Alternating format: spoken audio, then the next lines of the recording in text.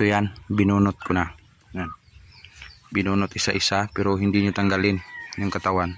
At least hindi na siya magka-penetrate, magbigay ng bagong dahon. At least patay na siya. So exactly anong edad niya ngayon? So June.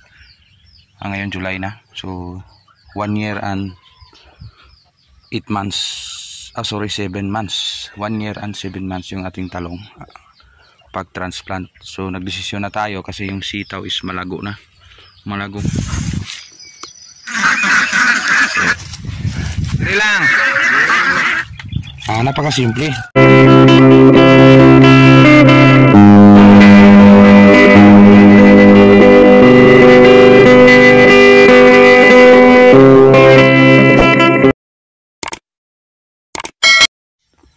Sakto morning, kasakto.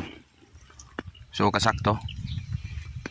Magdesisyon na tayo sa ating area na sitawan kasi palagay ko hindi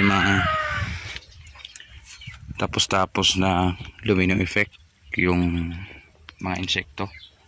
So tinatalo ni talong tinatalo ni sitaw si talong sa ating taniman. So maya maya pagiging pinalaki lang natin yung ating kalaban na insekto kasi namamahay siya doon sa ilalim. So yan talaga ang crop raising, yung consequences sa crop raising. May disadvantages, lahat ng mga bagay na may magandang epekto may bad effects din. So gaya ng ginawa natin ngayon.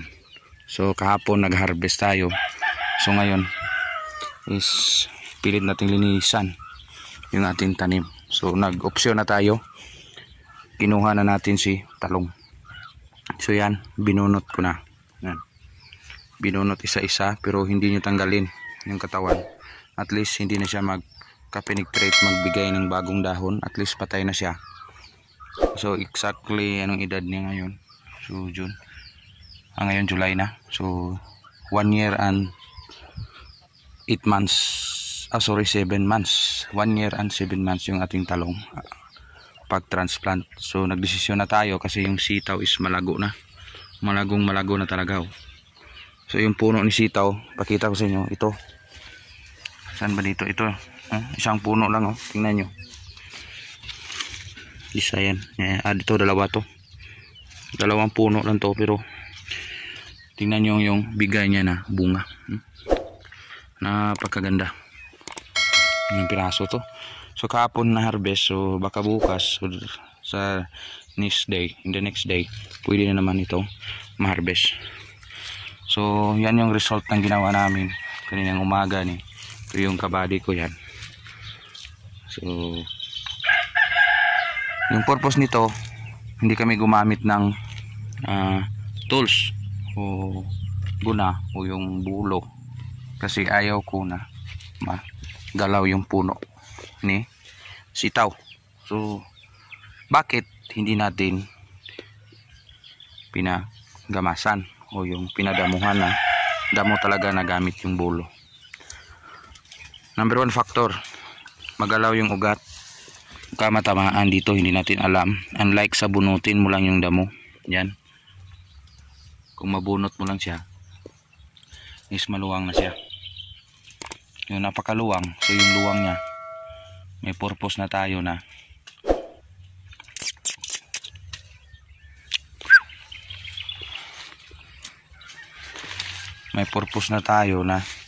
hindi kukunin o hindi bunutin kasi magalaw yung puno. Ito maraming sanga guys. Ito yung na-notice ko ni sitaw. First time ko kasing magsitaw dito sa area namin. So lahat talaga ng first time is napakaganda. Kahapon nakaligtaan itong ma-harvest. So ito, dapat sitaw guys, distance talaga. Kasi yung distance ni talong yung ginamit ko. Napakagandang distance. So payo ko sa mga susubok pala ni sitaw, advantage yung maluwang. Ganito yung luwang. sobra 1 meter, 1.5 yung luwang. So single row lang, 1.5 single row. At yung distance niya dito is more or less nasa 2 dangkal o 3, 2 to 3 dangkal lang. Tapos dito 1.5 every row. So every row dito. So napaka ano guys, no, napakaluwang. So maganda yung bigay na bunga ni sitaw pag maluwang. So yan na nga, nag-option na tayo. So farmers din tayo. Pinipili din natin yung kung saan yung tayo maka-income. So wala nga naman, sige natin yung talong na ito na yung dahon niya, oh. So talo talaga sa sitaw. Yung bunga ni sitaw, kahapon ba ito na harbisan pero napaka usbong pa rin. So yung talong, inoption ko na, nag-final decision na talaga ako, bunutin na. Bunutin at mag-focus sa isang crop. Yun na, yung area na ito. So noon, again, hindi tayo nag-araro nito. Hindi tayo nag-araro, hindi tayo nag-land prep. Pero yun, hindi nating sabi hindi nag-land prep. Yung option nito, hindi nga nag-land prep. Biro yung bigay na chicken manure sa bawat row, kinakonsider natin yun na land prep rin. Kasi pag daan ng araro dito, may talong pa. So pag daan ni araro, so sinundan natin yung basal ng ipot. So yun ang pag shortcut ko, sinamarize ko lang yung land prep. So binibigay ko yung chicken manure dito sa row nya.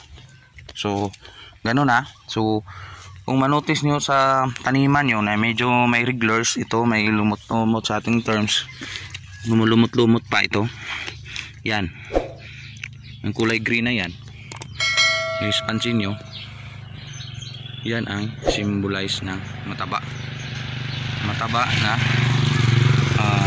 sitaw, mataba na tanim. Kahit sa anong taniman, kung mapansin nyo na may color green na yan. So guys, yan lang muna ang konting update dito sa ating Insakto Farm, Canlaon City, Negros Oriental. Still, maging matilinong farmers tayo. Hindi sa lahat ng bagay magagamit yung talino. Diskarte at kailangan tiwala sa sarili. Focus kayo sa gawin nyo. Huwag kayong aasa doon sa suggestion ng iba.